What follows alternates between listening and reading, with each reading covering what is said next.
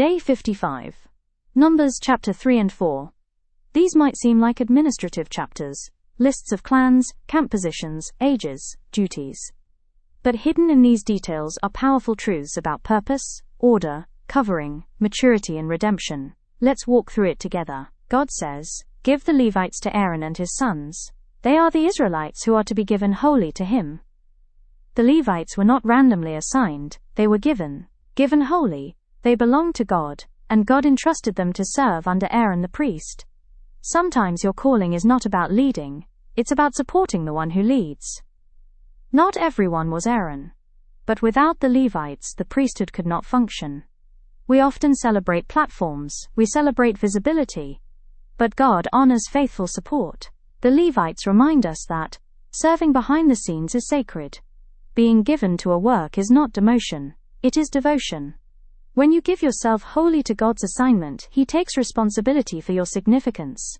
Are you resisting a role because it doesn't look impressive? Or could it be that heaven sees it as holy? The next whisper is on the positioning around the tabernacle. The Gershonites camped on the west, behind the tabernacle. The Kohathites camped on the south side. The Merarites camped on the north side. Each clan had a direction, a boundary, a position. They did not choose where to camp. They were positioned. Today we talk about finding ourselves. But Scripture shows something different. God positions us intentionally. Some of you are in the north side season of life. Some are in the south side. Some feel like they're behind the tabernacle. But here's the key. Wherever they were positioned, they were still around God's presence. That's what mattered. The lesson? It's better to be placed by God in a small corner near His presence than to stand in a visible place far from Him. Don't envy another person's direction. If God placed you there, there is purpose in that side. Then we have a unique whisper on the redemption of the 273. The Levites replaced the firstborn sons of Israel as those dedicated to God. But there were 273 more firstborn Israelites than Levites, so what happened? God required redemption money for the 273 who exceeded the number of the Levites. Why does this matter? Because it shows something profound. God accounts for every single person. He didn't round the number off. He didn't ignore the excess. He didn't say, close enough. 273 mattered. This tells us something deeply comforting. You are not lost in the crowd. You are not an extra. You are not unaccounted for. God sees the extra 273 inches in every situation, and redemption was required. In our lives today, this whispers hope. Even when we fall outside the neat system, even when we feel like the surplus, God makes provision for redemption. No one escapes His notice. In Book of Numbers chapter 4 we see detailed instructions.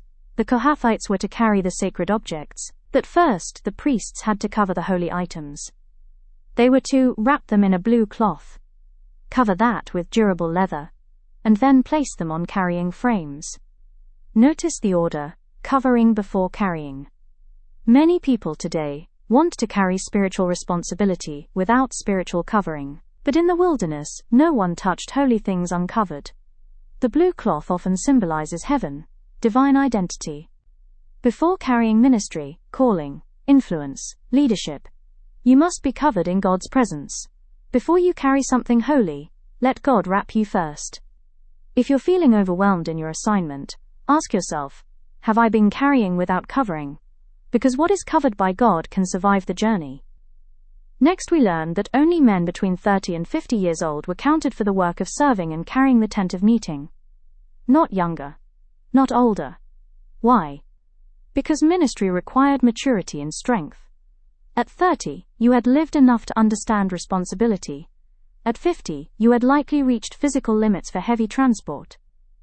God values readiness, not rush. In a generation obsessed with early success, we forget that preparation matters. Jesus Himself began public ministry around 30. Spiritual weight requires emotional maturity. Maybe you feel delayed, maybe you feel like God hasn't used you yet, but today's whispers teach us that there is a season when you are being trained. And there is a season when you are assigned. And both are sacred. Each clan had specific items to carry. The Gershonites carried curtains and coverings. The Kohathites carried sacred objects. The Merarites carried frames and structural pieces. Different assignments. Same mission. No one carried everything. God never designed you to carry the whole tabernacle. Some of you are exhausted because you're trying to be priest, Levite, and tribe all at once. But the wilderness system teaches us, when everyone carries their part, the presence of God moves forward. You don't need another person's assignment to be effective. Faithfulness in your portion advances the whole. Today's passages may read like logistics, but beneath it is a powerful revelation. God is intentional. He organizes, He counts. He positions, He redeems, He covers, He assigns, He defines seasons. Nothing is random. If your life feels like wilderness right now, remember, the wilderness in Numbers was structured by God Himself. Just because you're not in the promised land yet doesn't mean God is absent. Sometimes the wilderness is where your role is clarified, your identity is secured, your maturity is tested, your redemption is demonstrated. You may not be Aaron, but you may be a Levite, given wholly to God. You may not choose your side of the camp, but if you're near His presence, you are rightly placed. You may feel like the extra 273, but God has already made provision for you. You may be carrying something heavy, but if you are covered, you will endure. You may be waiting for your season, but when your time comes, you will be counted among those ready.